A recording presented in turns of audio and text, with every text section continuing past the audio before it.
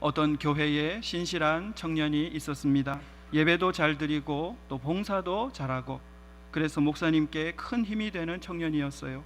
한 번은 목사님이 가까운 데 신방을 가셨다가 이 청년을 한번 만나보고 싶어서 직장으로 찾아가게 되었습니다. 그런데 아직 출근을 하지 않은 거예요. 점심때가 다 되었는데 말이죠. 그래서 무슨 일이 있나, 혹시 몸이 아픈 건 아닌가 이렇게 걱정을 하고 있는데, 그 직장의 동료들이 비웃듯이 지나가면서 이렇게 말하는 것입니다. 그놈 오려면 아직 멀었습니다. 또 다른 동료들은 이렇게 말합니다. 그놈은 사장 머리 꼭대기에 있는 놈입니다. 나이롱입니다. 그러시는 거예요. 교회에서는 참 신실해 보였는데 직장에서는 사장 머리 꼭대기에 있는 놈이었습니다. 또 교회에서는 착실해 보였는데 직장에서는 게으르기 그지없는 놈이었습니다. 한마디로 나이롱 크리스찬이었던 것입니다. 여러분, 만약 여러분의 직장에 목사님이 갑자기 찾아가신다면 여러분의 동료들은 여러분을 어떻게 평가할까요? 또 여러분의 가족들, 늘 여러분의 생활을 지켜보고 있는 여러분의 가족들은 여러분을 어떻게 평가할까요? 우리 엄마 아빠는 진짜 크리스찬입니다. 아, 이분은 진짜입니다. 이렇게 평가할까요? 아니면 글쎄요 하고 고개를 저을까요? 여러분, 성도가 세상에서 인정을 받아야 되잖아요. 그런데 인정을 받지 못하는 가장 큰 이유가 무엇이겠습니까? 왜 나이롱 크리스찬이라고 그렇게 지탄을 받고 있을까요? 그것은 한마디로 예배와 우리의 삶이 분리되어 있기 때문입니다. 모든 성도들이 지금 이 순간처럼 하나님 앞에 예배 드릴 때처럼 그렇게 세상에서 살아간다면 진짜라고 인정을 받을 것입니다. 그러나 많은 경우에 그 예배와 삶이 철저하게 분리되어 있는 것을 보게 됩니다. 저는 예배와 삶이 분리된 그 성도의 모습을 세 가지 용어로 한번 표현해 보고 싶습니다. 첫째는요, 썬데이 크리스찬입니다. 우리가 자주 듣는 말이지요. 썬데이 크리스찬이라는 말은 주일날 예배 드릴 때만 크리스찬의 모습으로 사는 경우를 말합니다. 우리가 살아가는 날은 주일만 있는 것이 아니잖아요. 월요일부터 토요일까지 훨씬 더 많은 시간을 우리가 세상에서 살아갑니다. 하나님께서 주일을 우리에게 특별히 예배하는 날로 허락하신 것은 일주일에 하루만 하나님을 기억해라 그렇게 말씀하신 것은 아닙니다. 일주일에 하루 하나님께서 정하신 날에 예배함으로써 나머지 날도 거룩하게 하나님 앞에 살아가라는 것입니다. 그러므로 예배와 삶이 분리되지 않기 위해서는 우리의 예배의 시간을 우리가 재해석할 필요가 있습니다. 주일 예배 시간만 우리의 예배 시간이 아니라는 것입니다. 창세기 5장을 보면요, 에녹이 나오죠. 근데 에녹이 하나님과 동행했다 그랬습니다. 이 동행했다는 말은 영어로 walk with God, 하나님과 같이 걸었다 그런 뜻입니다. 진정한 예배는 문안 인사 드리는 것이 아니에요. 일주일에 한 번 주일에 예배당에 와서 하나님 오랜만에 인사드립니다. 일주일 동안 잘 지내셨습니까? 그렇게 문안 인사 드리는 것이 예배가 아닙니다. 예배는 우리가 평소에 날마다의 삶 중에 하나님과 함께 걸어가는 거죠. 걸어가면서 얘기하고 대화하고 교제하는 것입니다. 그것이 예배입니다. 둘째로, 예배와 삶이 분리되어 있는 우리 성도의 모습을 처치 크리스찬이라는 말로 표현해 보고 싶습니다. 여기서 처치라는 말은 장소로서의 교회를 의미합니다. 교회 안에서든지 혹은 특정한 장소 안에서만 크리스찬의 모습으로 살아가는 경우를 말하는 것입니다. 예배는 교회 안에서만 드리는 것이 아니거든요. 물론 예배는 우리가 교회에 모일 때 더 큰 의미가 있습니다. 주일 예배는요, 잔치거든요. 예수 그리스도의 부활을 기뻐하는 잔치고 하나님의 은혜에 감사하는 잔치입니다. 이 잔치에는 손님이 많아야 되잖아요. 그래야 흥이 나잖아요. 히브리서 10장에서도요, 모이기를 패하는 어떤 사람들의 습관과 같이 하지 말고 모이기에 힘쓰라 하셨거든요. 예배는 모여야 합니다. 모이는데 의미가 있습니다. 그러나 우리가 모여서 드리는 예배는 각자의 삶으로 또 이어져야 하는 것이거든요. 그러므로 예배와 삶이 분리되지 않기 위해서는요, 우리가 예배 시간도 재해석해야 하지만 예배의 장소도 재해석해야 할 필요가 있습니다. 교회만이 우리의 예배의 장소가 되어서는 안 된다는 것입니다. 요한복음 4장을 보면요, 예수님께서 이 예배의 장소를 바로잡아 주셨습니다. 이 산에서도 말고 예루살렘에서도 말고 아버지께 영과 진리로 참되게 드리는 그 예배가 중요한 것이지 장소가 중요하다고 하지 않으셨거든요. 우리가 진짜 성도가 되려면요, 우리가 평소에 많은 시간을 보내는 우리 가정에서 예배가 회복되어야 됩니다. 또 직장에서 내가 서 있는 삶의 자리에서 하나님과의 그 거룩한 만남이 이어져야 하는 것입니다. 셋째로, 예배와 삶이 분리된 그 성도의 그 모습을 아이스 크리스찬이라는 말로 표현할 수 있습니다. 선데이 크리스찬, 또 처치 크리스찬, 아이스 크리스찬입니다. 이 아이스는 얼음이라는 말이잖아요. 세상을 우리가 물에다가 비유한다면 어떤 성도는 얼음과 같더라고요. 물과 얼음이라는 것은 본질적으로 똑같거든요. 하나는 액체이고 하나는 고체입니다. 형태만 다를 뿐입니다. 이 아이스 크리스찬은 예배를 드리기는 드려요. 그런데 그 생각이나 행동이 세상 사람들과 별로 다르지를 않습니다. 교회에서는 그나마 모양이 있어요. 얼음이니까요, 모양은 있고 그리스도인의 이 모양은 가지고 있는데, 세상으로 나가면 얼음이니까 스르르 녹아버리고 세상에 동화되어 버리는 것입니다. 청년들이 그런 말을 하더라고요. 직장 생활을 하다가 보면 깜짝 놀랄 때가 있다는 것입니다. 하는 행동이나 말을 보면 전혀 교회 다닐 것 같지 않은 부장님이 계세요. 술도 잘 마시고 욕도 잘하고 노래방에 가면 혼자 분위기 잡고, 그런데 어느 날 보니까 일부러 드리려고 들은 거 아닌데 전화 통화하는 거 보니까 집사님, 권사님 그러시면서 교회 중직이시더라는 거예요. 얼음 같은 모습이지요. 예수님은 너희는 얼음이라 그렇게 하지 않으셨잖아요. 너희는 소금이라, 세상의 소금이라 하셨어요. 성도는 맹물이 되면 안 돼요. 얼음이 되면 안 됩니다. 소금이 돼야 되거든요. 내가 선 삶의 자리에서 영향력을 끼치는 그런 맛난 아주 짠 소금이 돼야 되는 것입니다. 그러려면 예배와 삶이 분리되지 않고 이어져야 하는 것입니다. 사랑하는 여러분, 오늘 우리는 이 한국 교회의 위기에 대한 소리를 참 많이 듣습니다. 세상이 이 교회를 인정하지 않습니다. 교회를 향해서 손가락질하고 또 비판합니다. 그런 소리를 들을 때마다 얼마나 마음이 아픈지 모릅니다. 여러분, 무엇이 문제일까요? 여러분, 무엇이 문제일까요? 교회에서 예배가 드려지지 않기 때문일까요? 우리가 성경을 모르기 때문일까요? 아닙니다. 예배는 잘 드리고 있어요. 교회에서 예배 드릴 때만 보면 다들 얼마나 거룩한지 모릅니다. 말도 거룩하고 행동도 거룩합니다. 그런데 문제는 그 예배가 삶으로 이어지지 않고 있다는 데 있는 것입니다. 그러면 어떻게 해야 할까요? 우리의 이 거룩한 예배가 거룩한 삶으로 이어지기 위해서는 어떻게 해야 할까요? 오늘 하나님께서 우리에게 주신 말씀은 하나님께 예배를 드린 그 이스라엘 백성들이 이제 세상에서 어떤 삶을 살아야 하느냐, 그것을 말씀하는 내용입니다. 레위기의 전체 내용을 두 가지로 요약을 한다면요, 하나는 어떻게 예배할 것인가, 예배에 대한 것이고, 하나는 어떻게 거룩하게 살 것인가, 삶에 대한 것입니다. 이 예배와 삶은 분리될 수 없거든요. 아니, 분리되어서는 안 되거든요. 하나님은 이스라엘 백성들이요, 안식일에만 성도가 되기를 원치 않으셨습니다. 또 성막 안에서만, 오늘로 말하면 교회 안에서만 믿는 척 하기를 원치 않으셨어요.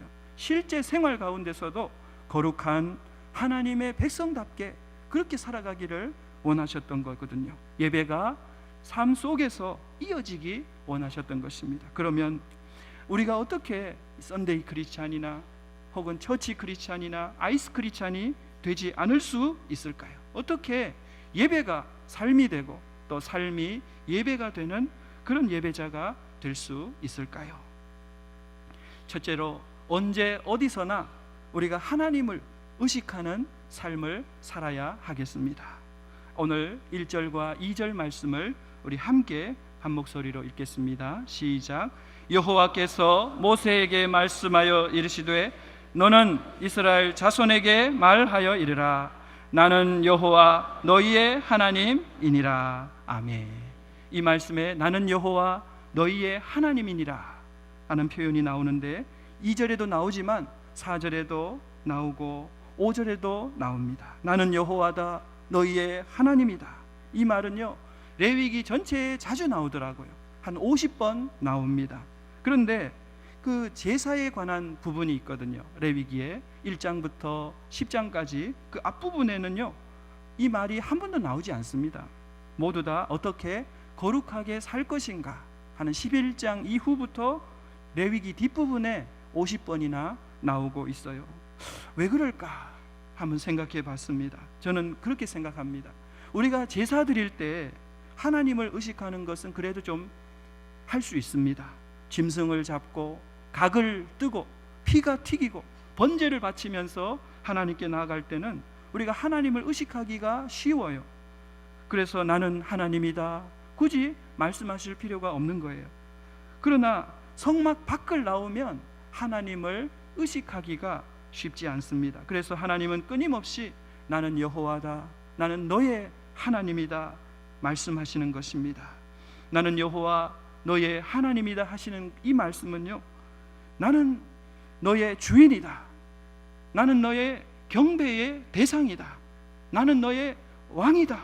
그러므로 너 세상에 살아갈 때 항상 나를 의식하면서 그에 합당하게 살아가라, 그런 말인 것입니다. 오늘 우리의 예배도 그렇습니다. 우리가 예배당에 와서 예배 드릴 때 하나님을 의식하는 것은 그래도 우리가 할 수 있어요. 물론 그것도 아주 쉬운 것은 아니죠. 졸립기도 하고 또 잡생각도 나고 우리가 하나님을 의식하는 것이 항상 쉬운 것은 아니지만 그래도 우리가 찬양하면서 기도하면서 말씀 들으면서 하나님을 우리가 의식하는 것은 어느 정도 할 수 있습니다. 그런데 이 교회 문 밖을 나가기만 하면 이야기가 달라집니다. 이 세상은 얼마나 복잡합니까? 눈에 띄는 것도 많지요. 귀에 들리는 소리가 얼마나 많습니까? 또 우리를 유혹하는 것들이 얼마나 많습니까? 그때 하나님은 끊임없이 나는 여호와 너의 하나님이다 말씀하시는 것입니다. 그러므로 우리는 순간순간 하나님을 의식해야 됩니다. 큐티를 통해서, 기도를 통해서 나는 여호와 너의 하나님이다, 이 하나시는 하나님의 음성, 간절한 그 음성을 듣고 하나님 앞에 엎드리는 마음으로 살아가야 하는 것입니다. 어떤 교회에 등록한 새신자가 있었습니다. 그는 처음 신앙을 갖게 되었지만요, 순수하고 아주 뜨거웠어요. 매일 큐티도 시작했고 기도 생활도 시작했습니다. 그런데 이분에게는 한 가지 고민이 있었어요. 그게 뭐냐면 입이 너무 거칠다는 것입니다. 사람들과 대화 도중에 욕이, 자기도 모르게 아주 상스러운 욕이 나와요. 과거에 이분의 별명이 뭐였냐면 욕쟁이였거든요. 예수 믿기 전에 이 욕을 입에 달고 살았어요. 근데 버릇이 되니까 고치려고 해도 이 고치기가 쉽지 않은 겁니다. 그래서 목사님께 고민을 털어놓으니까 목사님이 대뜸 이렇게 말씀하시는 겁니다. 아, 좋아요. 그럼 지금 한번 욕해 보세요. 어떤 욕을 하시는지 참 궁금하네요. 한번 욕해 보세요. 이렇게 말하니까 이분이 안 됩니다, 절대 안 됩니다 합니다. 아, 아니에요, 괜찮습니다, 평소처럼 저한테 한번 욕해 보세요. 그렇게 목사님이 말하니까요, 절대로 못한다고 펄쩍 뜁니다. 그러면서 이분이 하시는 말씀이 어떻게 감히 목사님 앞에서 이 상스러운 욕을 할 수 있겠습니까? 그러는 거예요. 그때 목사님께서 이렇게 권면해 주셨다고 합니다. 성도님은 이 목사인 저 앞에서는 욕하기를 부끄러워하면서 어떻게 거룩하신 하나님 앞에서는 욕하는 것을 부끄러워하지 않으십니까? 저는 성도님과 항상 함께 있을 수 없지만 하나님은 지금도 성도님과 함께 하시고 세상 끝날까지 성도님과 함께 하시는 분이십니다.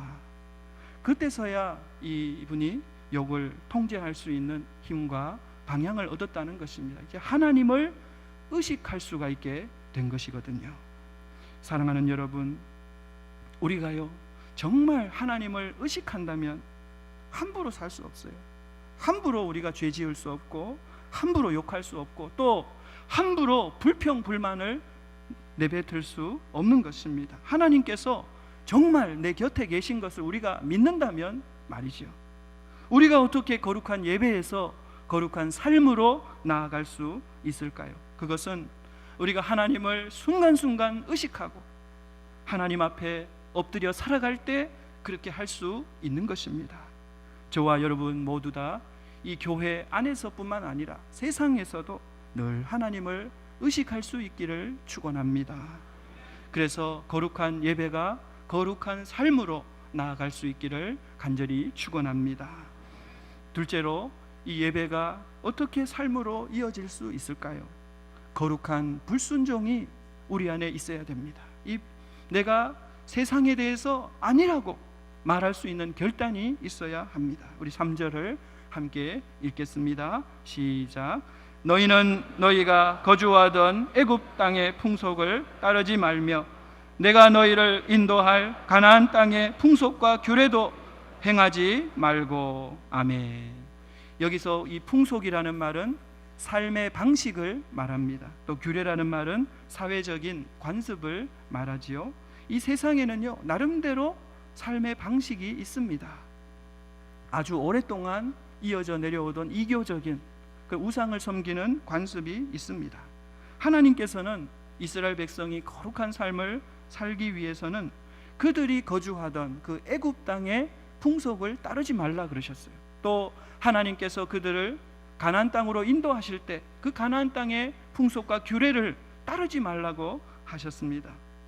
이스라엘 백성이 비록 출애굽을 하기는 했지만 이 애굽 땅에서 무려 430년 동안 살았거든요. 그러니까 이 애굽의 삶의 방식이 몸에 배어 있는 것입니다.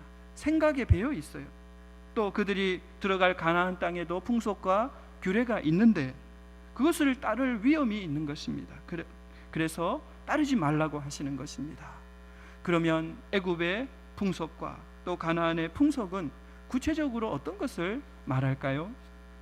오늘 주신 이 레위기 18장을 우리가 오늘 5절까지만 읽었지만 6절부터 우리가 쭉 읽어보면 자주 나오는 표현이 있습니다. 그것은 하체를 범하지 말라 하는 말인데 이 말이 17번이나 나오고 있습니다. 내 자매의 하체를 범하지 말라, 내 며느리의 하체를 범하지 말라, 내 손녀와 외손녀의 하체를 범하지 말라. 사실 우리가 읽기조차도 또 불편할 정도로 아주 낯뜨거운 내용들이잖아요. 또 자녀를 우상에게 바치는 인신제사를 금지하고 있고 또 동성애도 금지하고 있습니다. 심지어 짐승과의 그런 성적인 교합도 금지하고 있습니다. 그런데 이런 일들이 아주 특별한 일들이 아닌 거예요. 애굽의 풍속이었고 또 가나안 땅의 풍속이었던 것입니다. 그러니까 이스라엘 백성들도 거기에 영향을 받고 있었던 것입니다. 사랑하는 여러분, 우리가 살아가는 이 시대에도 풍속이 있습니다. 바로 물질주의와 음란 문화입니다. 우리가 잘 말하지 않아서 그렇지 세상은 얼마나 물질적이고 음란한지 모릅니다. 그런데 하나님을 예배하는 우리가 실제 삶에서는 이런 세상 풍속에 영향을 받고 있어요. 예배당에서는 우리가 이렇게 하나님을 예배하지만 세상에 나가면 돈을 예배합니다. 돈이 마음의 중심에 들어와요. 돈을 위해서라면 무슨 일이든지 해요. 뭐니 해도 머니다. 그렇게 생각합니다. 목사님들이 그렇게 생각하고 교회 중직들이 그렇게 생각합니다. 또 시대가 달라졌다 합리화하면서 눈을 통해서 들어오는 이 음란 문화, 가족과 적당히 타협하면서 살아갑니다. 싸워야 하거든요. 싸워야 하는데 그냥 적당히 즐기는 것이죠. 그러나 하나님을 예배하는 성도는 그렇게 살아서는 안 됩니다. 이 시대에 대해서요, No! 안 된다고 말할 수 있어야 됩니다. 눈을 돌릴 수 있고 거절할 수 있어야 하는 것입니다. 거룩한 불순종이 있어야 하는 것입니다. 아프리카에 스프링 폭스라는 그런 사냥이 살고 있다고 합니다. 이 사냥은 수천 마리씩 떼지어서 살고 있는데 집단으로 벼랑으로 뛰어내려 가지고 죽는 경우가 있다고 해요. 그 이유를 참 알고 싶잖아요. 그래서 동물학자들이 오랫동안 관찰해 보니까 그 이유가 이렇더라는 것입니다. 그들이 풀을 발견하면 이 앞쪽에 있는 산양들이 풀을 다 먹어 치우거나 발로 짓밟아 놓기 때문에 뒤쪽에 있는 양들은 먹을 게 없어요. 그래서 뒤에 있는 양들은 빨리 가라고 자꾸 뿔로 앞에 있는 양들을 밀기 시작합니다. 자기가 이 먹을 풀을 확보하려고요. 그러다 보니까 점점 걸음걸이가 빨라지고 결국은 밀려가지고 뛰게 된다는 것입니다. 앞에 산양은 뒤에 산양이 밀어붙이니까 뛰고, 또 뒤에 산양은 앞에 산양이 뛰니까 뒤처지지 않으려고 뜁니다. 그러니까 왜 뛰는지, 어디를 향해 뛰는지 아무도 몰라요. 그냥 뛰는 것입니다. 또 뛰다 보면 절벽이 나올 수 있잖아요. 그런데 무리가 뛰니까 절벽 앞에서도 멈출 수가 없는 거예요. 그래서 모두 다 낭떠러지로 떨어져서 죽게 된다는 것입니다. 사랑하는 여러분, 세상 풍속은요, 우리에게 생각할 겨를을 주지 않습니다. 그냥 무조건 뛰라고 해요. 돈이 최고다. 돈만 많이 벌면 된다고 합니다. 또 재미있게 적당히 쾌락을 즐기면서 살라고 합니다. 그러나 거룩하신 하나님을 예배하는 성도는요, 같이 뛰어가면 안 돼요. 노라고 말할 수 있어야 합니다. 이유 없이 그냥 달리는 것이 아니라 멈춰 설 수 있어야 합니다. 때로는 달리는 무리들에게 짓밟히고 손가락질을 당한다 하더라도 아니라고, 나는 하나님만 섬기겠다고 말할 수 있어야 됩니다.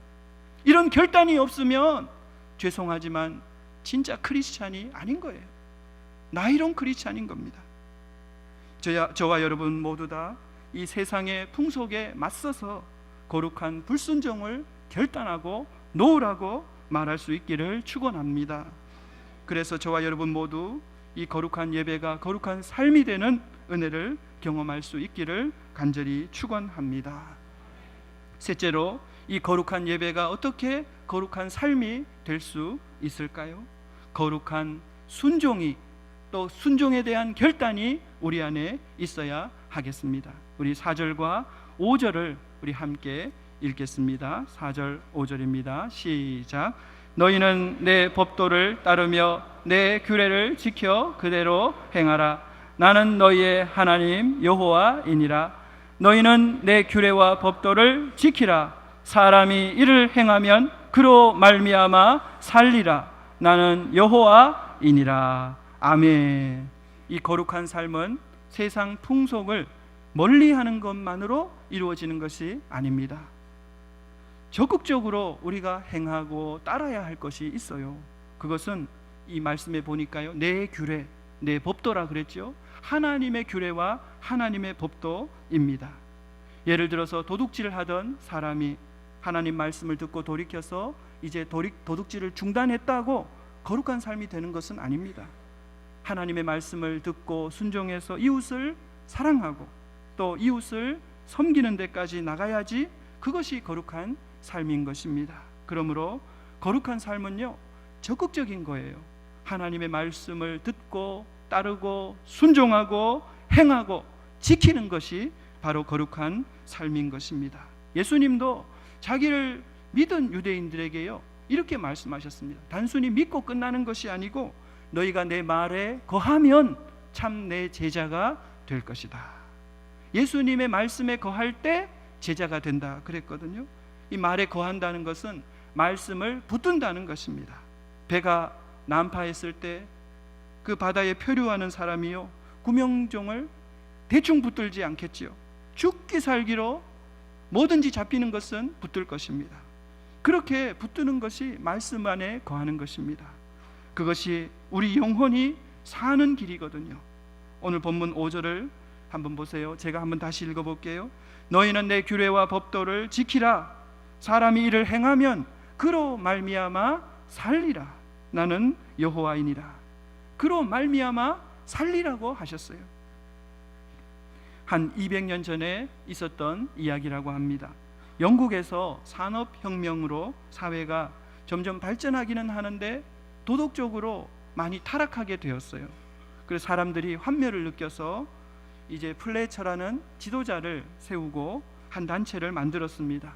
그리고 가족들과 함께 남태평양에 있는 피트건이라는 섬으로 가서 원주민들이 있으니까요. 그 원주민들을 설득해가지고 공동사회를 이루게 되었습니다. 이렇게 한 목적은 도덕적인 완벽한 이상사회를 한번 만들어보자 하는 취지였습니다.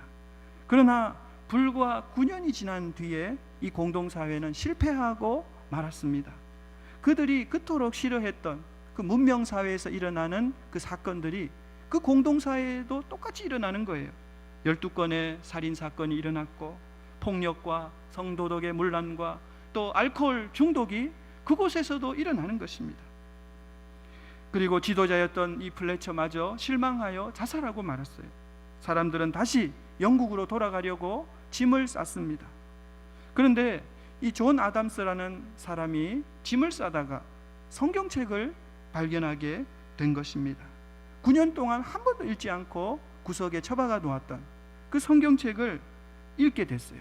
배를 기다리면서 2달 동안 이 성경만 읽었다고 합니다. 그런데 그가 성경을 읽으면서 죄를 뉘우치고 예수님을 다시 만나게 된 것입니다. 그래서 이 아담스는 영국으로 돌아가지 않고 이 피트건 섬의 전도사가 되었다는 것입니다. 그 후 이 섬은 하나님의 말씀을 중심으로 말씀을 따르는 새로운 세계가 이루어졌다는 것입니다. 하나님의 말씀 없이 성경 없이 이상만 가지고 이룬 공동사회는 이 인간의 이 죄성, 이 죄 때문에 9년 만에 와르르 무너져 버렸지만 그들이 다시 말씀으로 돌아가서 말씀을 붙들었을 때 섬 전체가 영적으로 회복되는 놀라운 역사를 경험하게 된 것입니다. 사랑하는 여러분, 우리가 어떻게 거룩한 예배에서 거룩한 삶으로 나아갈 수 있겠습니까? 우리 힘으로는 할 수 없는 거예요. 해답은 말씀입니다. 우리 안에 말씀이 있고 또 그 말씀에 대한 순종이 있어야 되는 것입니다. 하나님의 말씀 안에 거할 때에 우리가 그렇게 할 수 있을 줄 믿습니다. 사랑하는 여러분, 여러분의 예배는요 어떻습니까? 여러분의 예배는 여러분의 삶과 연결되어 있습니까? 거룩한 예배가 거룩한 삶으로 나아가고 있습니까? 우리가 거룩한 삶으로 나아가기 위해서는요, 나는 여호와 너의 하나님이다, 순간순간 말씀하시는 그 하나님의 음성을 듣고 우리가 하나님을 의식하면서 세상을 살아가야 하겠습니다. 또 이 세상의 풍속에 대해서 휩쓸려서 같이 뛰어가지 말고 우리가 거절하고 세상과 구별된 삶을 살아야 하겠습니다. 또 하나님의 말씀을 우리가 대충 붙들지 말고 꽉 붙잡고 그 안에 거하고 거룩한 순종을 나타낼 수 있어야 하겠습니다. 여러분, 하나님은 이 예배당 안에만 계시지 않습니다. 하나님께서는 우리 삶의 구석구석 그 어느 곳에도 우리와 함께 계시는 분이십니다. 저와 여러분 모두 다 이 거룩한 예배가 거룩한 삶으로 나아가고 또 예배가 삶이 되고 삶이 예배가 되는 그런 거룩한 은혜를 삶의 현장에서 누릴 수 있기를 간절히 축원합니다.